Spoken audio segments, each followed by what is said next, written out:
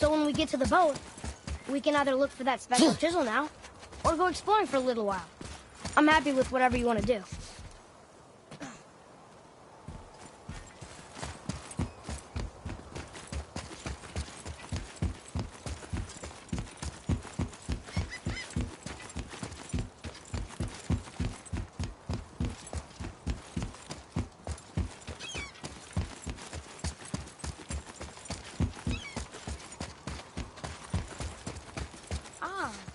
I can read what this says now. But it's a name. Air! Whoa! The name made it light up. It's the name of one of the Valkyries. That's quite curious.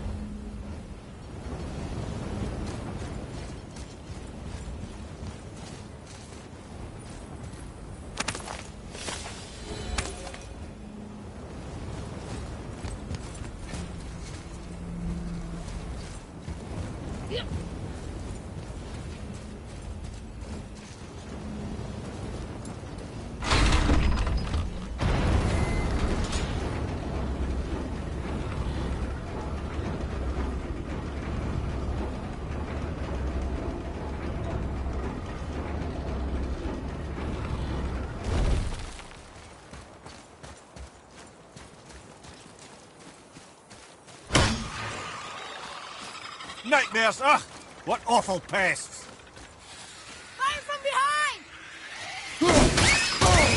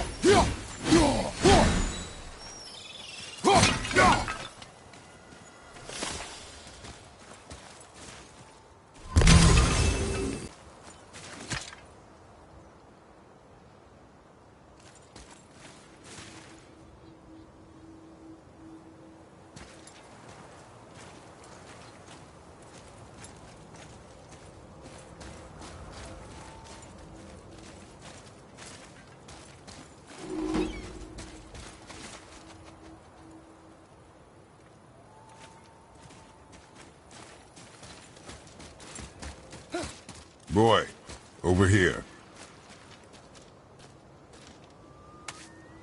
Another map.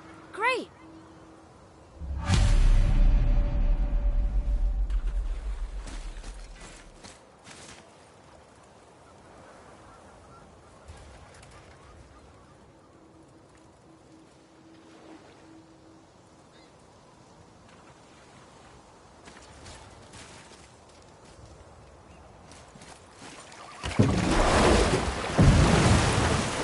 Which way to the chisel?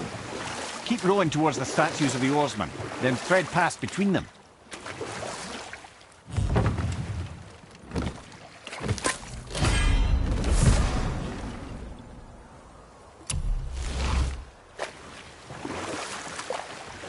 Mimir, you never did tell me why Freya spit in your face.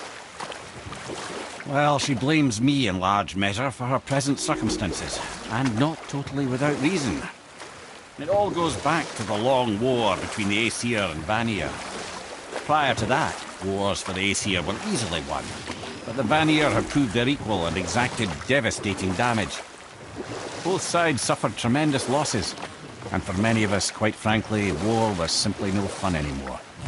A rather senseless waste of precious life. Wouldn't you agree, brother? Precisely. Enough was enough. And at last, Odin's most brilliant advisor became determined to find a more enlightened path. He set about to broker a peace between the gods. It took some convincing, but ultimately Odin was persuaded to marry his deadliest enemy, a certain Vanir goddess, legendary not only for her fertile beauty, but her genius at the very Vanir magic that Odin had long aspired to master. Freya married Odin? What was in it for her? It was a sacrifice to protect her people, a selfless act of love.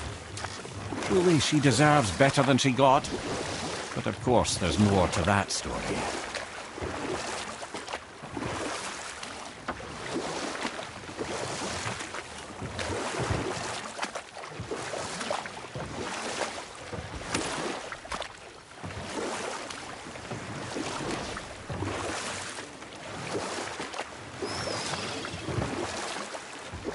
We could beach the boat here.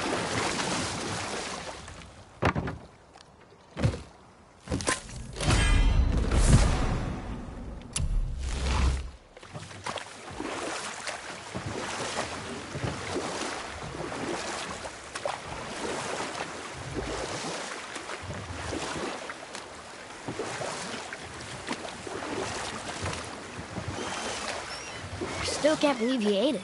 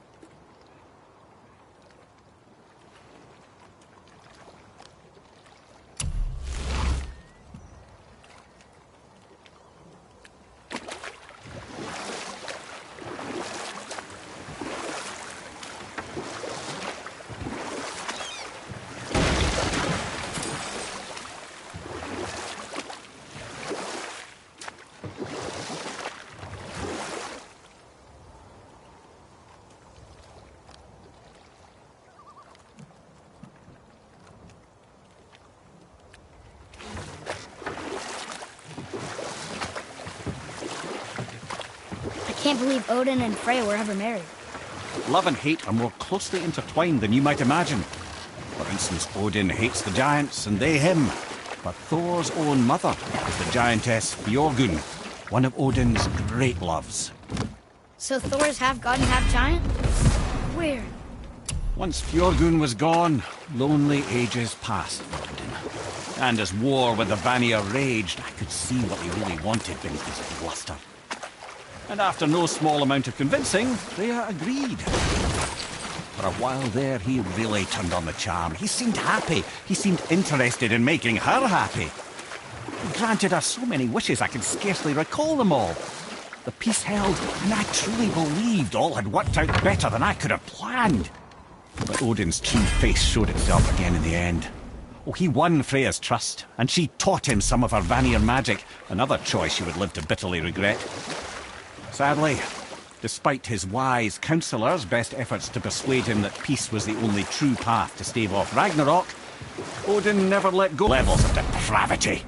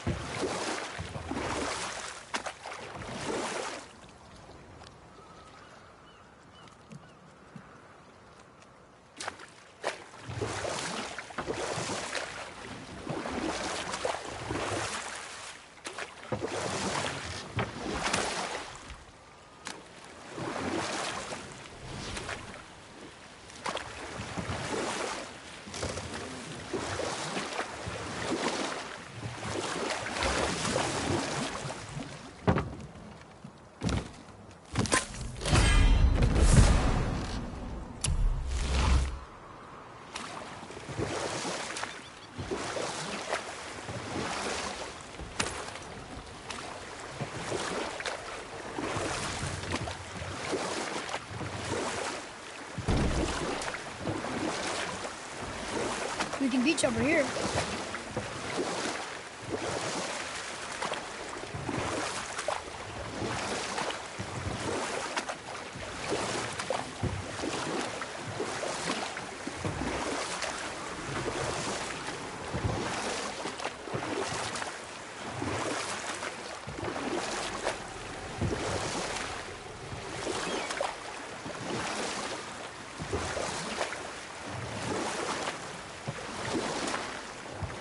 Wow, it's like there was an entire city under the water.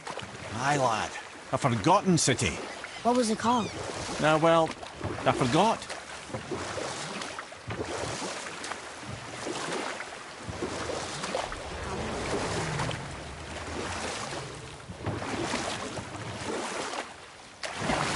Okay, obviously the marriage to Odin didn't last.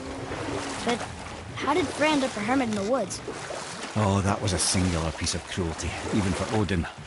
As if the marriage wasn't punishment enough. Freya was better to him than he deserved. She stuck it out through all manner of indignity, all in the name of maintaining peace and safety for her people. But Odin's madness, his tyranny, his corruption of her magics, it became more than she could stomach, and at long last she broke it off. Odin's wrath was fierce, and his curses upon her were more than she dared to fear. But her magic was so much stronger than his. After so much time together, he knew her vulnerabilities and exploited them to craft curses she could never break. Oh, like not being able to leave Midgard. Worse still, he robbed her of her warrior spirit. Freya cannot fight, even to defend herself. No living thing may she harm by blade nor spell. In a world this belligerent, what choice does she have but isolation? Poor Freya. I guess if I was her, I'd spit in your face too. Aye, lad. So would I.